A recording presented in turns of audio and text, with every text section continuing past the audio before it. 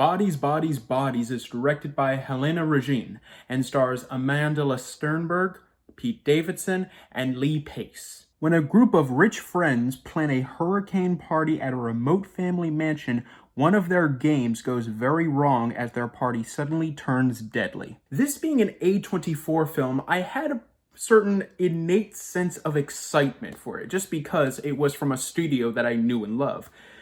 But on the other hand, I don't know, the trailers for this movie were never really grabbing me. I found the trailers to be a bit annoying and just, it wasn't really grabbing me in the way that a lot of other A24 previews were. But then, when the movie started to come out, I was actually shocked by how great the reviews were. So I was really optimistic yet again, maybe it's not as annoying as I thought it was. So was it annoying? Kinda. But that was kind of the point, so I kind of liked it.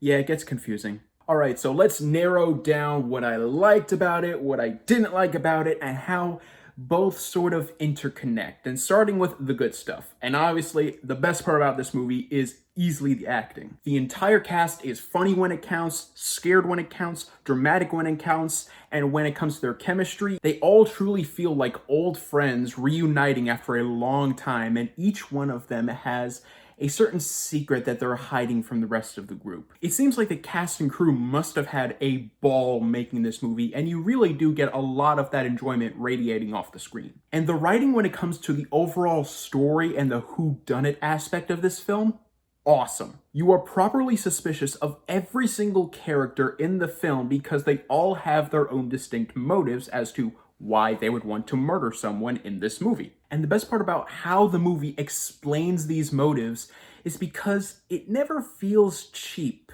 Whenever someone explains exposition to us, it never feels like they're just dumping it out unnecessarily and unnaturally. It feels natural. It feels casual, like an actual conversation you would have with another human being. Shocking. And even though there are a lot of dramatic, horrified scenes with our main leads, the movie also knows how to inject some much needed dark comedy in there as well. It's not a lot of comedy, and it doesn't go too dark, but it's enough. And that does sort of lead me into my problems with the movie, and before I get into the bigger ones, the pacing of the movie. Sometimes, even though the movie is only an hour and a half long, it feels longer. It feels like they draw out a lot of scenes just so that they can make it longer for no reason. And there were times in the movie where I was like, okay, we can speed up this scene. Yes, they're going through the house, they're walking in the dark, it's scary somewhat, but come on, let's move on.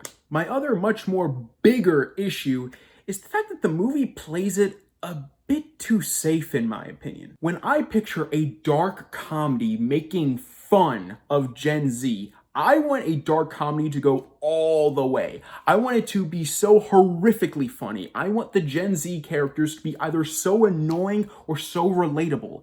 Here, everything feels like it's in the middle. Some of the characters are slightly annoying, some of the characters are relatable to a point. Sometimes it's funny, especially the ending, but other times it will go a bit more dark for no reason. But by far, the most unfocused, held back part of the movie is the message. And that's mainly because I have no idea what this message is in the movie. I mean, clearly it involves Gen Z and some negative aspect of that culture, especially involving social media and all that stuff. But that's pretty much it. It feels like there's definitely some sort of message, but the film never goes all the way with its material enough for the message to really stick with you and to really make you think throughout the film and really hit you when the movie's over. I guess you could say the same about other movies like A Clockwork Orange or more recently, Men. But to be fair to both of those movies, the subject matter within them and all of the material and all of the effects and everything in those movies were pushed to the brink. Whether it was budget-wise, story-wise, or something like that, they pushed the limits of what they could show so that you would always remember them. With this film, I don't know. I don't think I'm going to remember it far into the future, but in the present moment when I was watching it, I was entertained. The actors and their chemistry together are great, the writing and dialogue is very good, and the film has a decent tone of dark satire.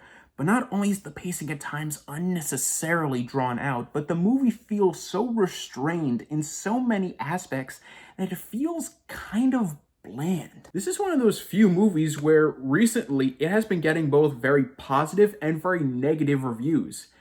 And I can see both sides of the argument. I'm going to give Bodies, Bodies, Bodies a B. Bodies, Bodies, Bodies a B. Ironic. Well guys, thank you so much for watching, and let me know in the comments down below, what is your favorite whodunit? I know the obvious two answers are Clue and Knives Out, and since I've never seen Clue before, I'm gonna go with Knives Out. Thank you guys so much for watching, you guys are the best, and don't forget to click subscribe and click the bell icon down below to stay up to date on all things movie, all things TV, all things nerd.